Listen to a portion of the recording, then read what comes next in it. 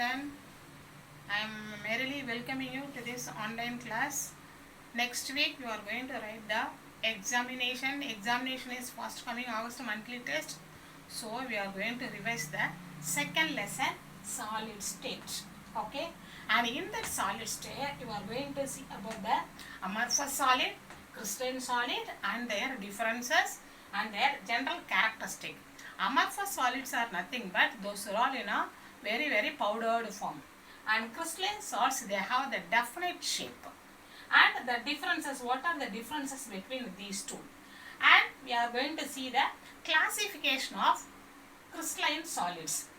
The crystalline solids again alone you are going to read, and in this one 4 more different types are there or classifications are there, that is ionic crystals, covalent crystals, molecular crystals and metallic solids.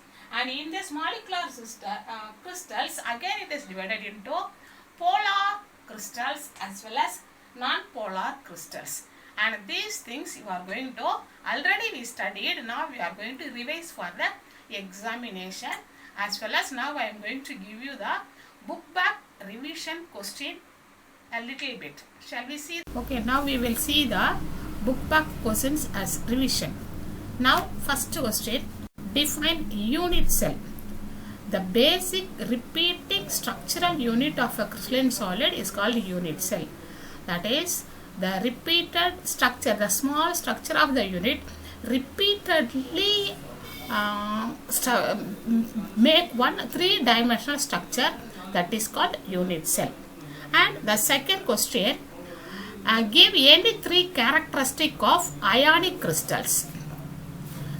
And ionic solids have high melting points because those are strongly attracted by the electrostatic force. So they have high melting points, and these solids do not conduct electricity in the solid state because the ions are in the fixed lattice position. But they conduct the electricity in molten state or when dissolved in water. If it is dissolved in water, the ions are free to move in the molten state or solution. That's what it is a bad conductor in the solid state and it is a good conductor in the liquid state. Now third question, differentiate between crystalline and amorphous solid. Crystalline solids. The crystalline solids are the long range orderly arrangement of the constituents and it have a definite shape. Generally, crystalline solids are anisotropic in nature. That is one of the special characteristics of the crystalline solid, and they are called as true solids, and they have the definite heat of fusion, as well as they have sharp melting point and boiling points. And for this crystalline solid, the examples are sodium chloride and diamond. Amorphous solids, and the amorphous solids have the short range random arrangement of the constituent.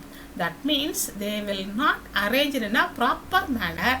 They are randomly, that is irregularly they are arranged, and they don't have any definite shape. It's having the irregular shape, and they are isotropic like liquids.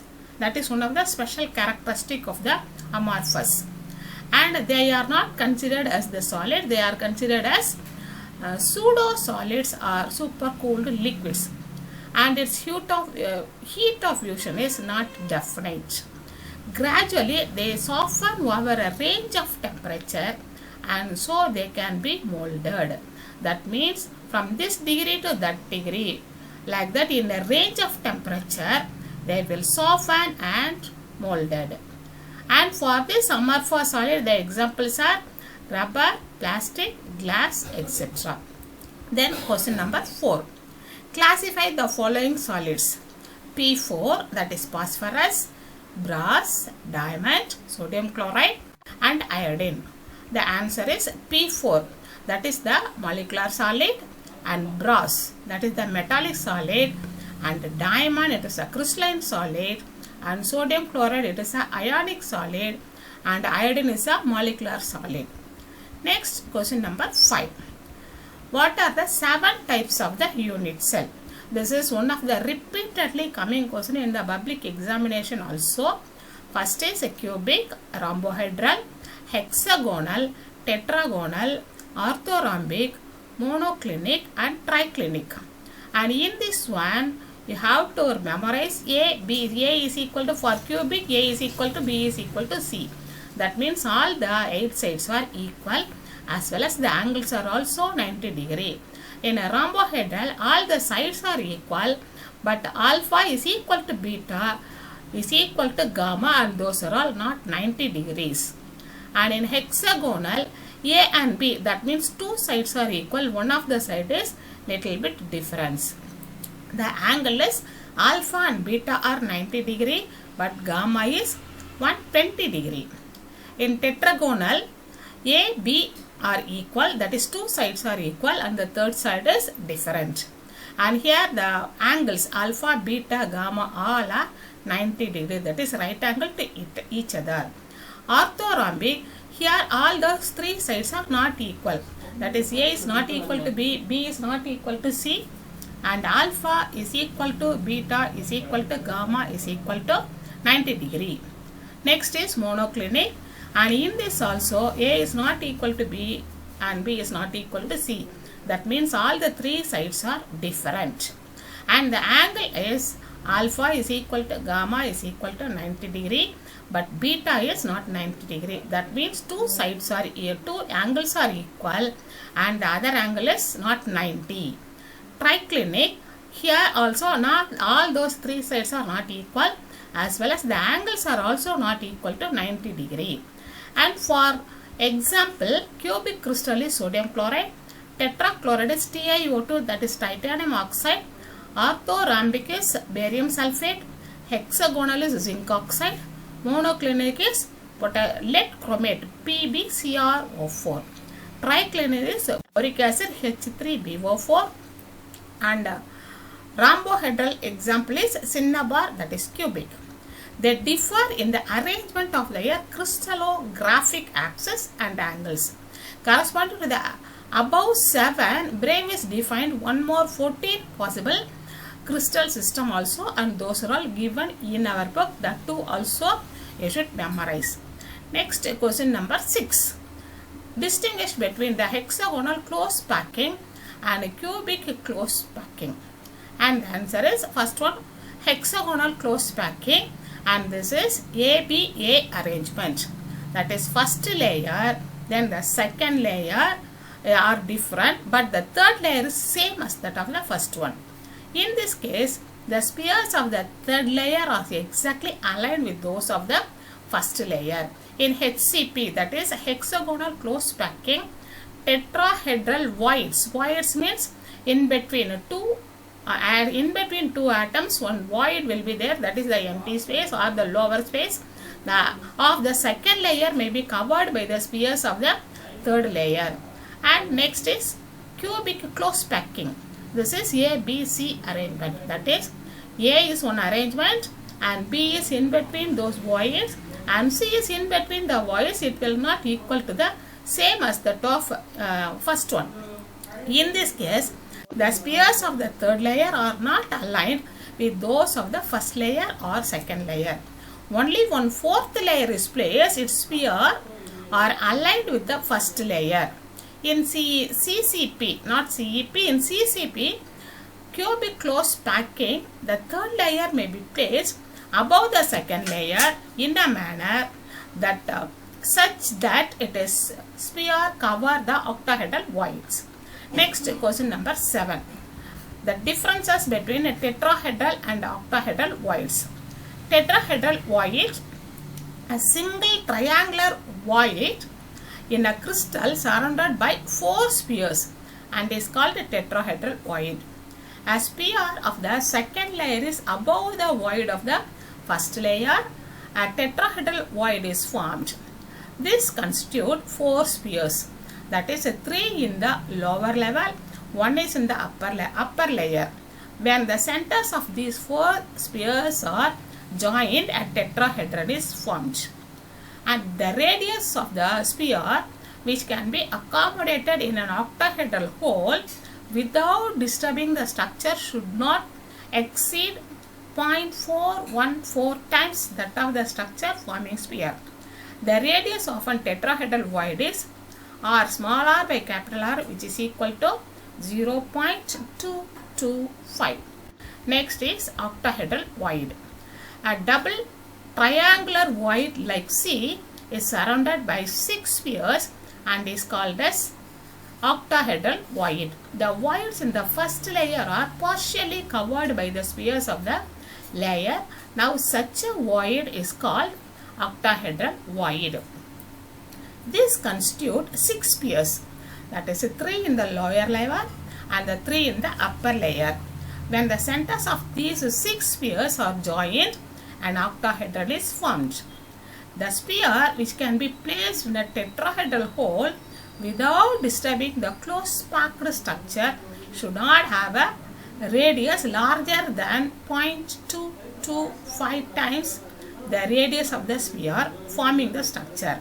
The radius of the octahedral void is also the same formula, small r by capital R, which is equal to 0.414. Question number 8. What are point defect?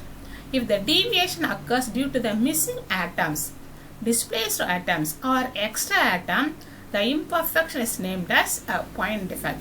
Such defect arises due to the imperfect packing during the original crystallization, or they may be arise from the thermal vibrations of atoms at elevated temperature. And here the flow chart is given. Point defect, that is divided into 3: stoichiometric defect, non-stoichiometric defect and impurity defect. Stoichiometric defect further divided into Schottky defect and Frankel defect, and non-stoichiometric defect is further divided into metal excess defect and metal deficiency defect. Then question number 9. Explain Schottky defect. Schottky defect arises due to the missing of equal number of cations and anions from the crystal lattice. This effect does not change the stoichiometry of the crystal. Ionic solids in which the cation and anion are almost of similar size shows Schottky defect. And for this Schottky defect, the example is sodium chloride. Presence of a large number of Schottky defect in a crystal lowers its density. For example, theoretical density of vanadium monoxide, that is VO, calculated using the edge length of the unit cell is 6.5 gram per centimeter cube, but the actual experimental density is 5.6 gram per centimeter cube. It is indicated that there is approximately 14% Schottky defect in VO crystal, that is vanadium monoxide crystal. Presence of Schottky defect in the crystal provides a simple way by which atoms or ions can move within the crystal lattice. Then question number 10. Write a short note on metal excess and metal deficiency defect with an example. First, metal excess defect. Metal excess defect arises due to the presence of more number of metal ions as compared to anion. Alkali metals like sodium chloride and potassium chloride show this type of defect. The electrical neutrality of the crystal can be maintained by the presence of an anionic vacancies equal to the excess metal ions, or by the presence of extra cation and electron present in the interstitial position. For example, when NaCl crystal are heated in the presence of sodium vapor, Na plus ion formed and are deposited on the surface of the crystal. Chloride ions diffuse to the surface from the lattice point and combines with Na plus ion. The electron lost by sodium vapor diffuse into the crystal lattice and occupies the vacancy created by the chloride ions. Such anionic vacancies which are occupied by unpaired electrons are called F centers. Hence, the formula of NaCl, which contains excess Na plus ion, can be written as Na1 plus X and Cl. Metal deficiency defect. Metal deficiency defect arises due to the presence of less number of cation than the anions. This defect is observed in a crystal in which the cations have variable oxidation state. For example, In FeO crystal, some of the Fe2 plus ions are missing from the crystal lattice. In such cases, and it is to maintain the electrical neutrality, twice the number of other Fe2 plus ion in the crystal is oxidized to Fe3 plus ions. In such cases, the overall number of Fe2 plus and Fe3 plus ion is less than O2 minus ion, that is oxide ion. It was experimentally found that the general formula of the ferrous oxide is FeXO, where X ranges from 0.93 to 0.98. Okay, so these 10 questions I am giving you. The remaining questions I am giving you as an assignment. That too also you can take down in your notebook and revise it, and those are all the important questions, and you can expect from that the questions in your question paper. Okay, read well and do the test properly. Thank you, dears.